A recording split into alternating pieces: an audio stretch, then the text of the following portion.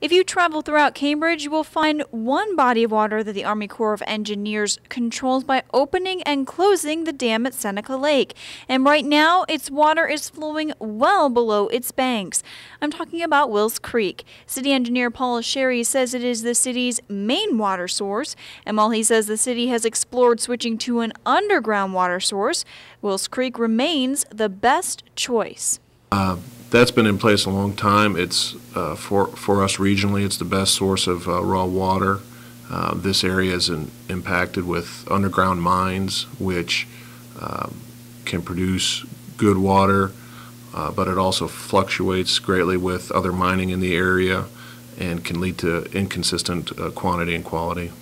Sherry says the dry weather over the past several months hasn't posed too much of a problem to the water supply, but there is one big noticeable change. Right now with the drought or with the dry times, we generally have a harder water. The natural precipitation brings in a softer water, which causes some nuisance in terms of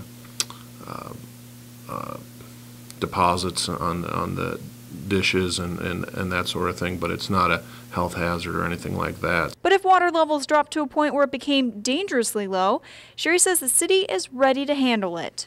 We have both backup plans for raw water sources and treated water from neighboring communities as well. So we have redundant supplies on both ends.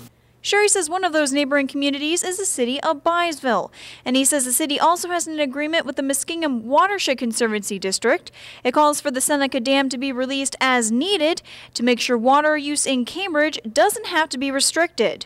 We haven't had to get to a point to restrict use, and considering the dry time we're experiencing now and the drought we had a couple of years ago, we haven't had to resort to that. So we're pretty comfortable and confident that we can manage. There's always that possibility, and you always hope for the best and plan for the worst. And while it has been very dry, it looks as though the worst is holding off for another year. Reporting for WHIZ News, I'm Emily Baird.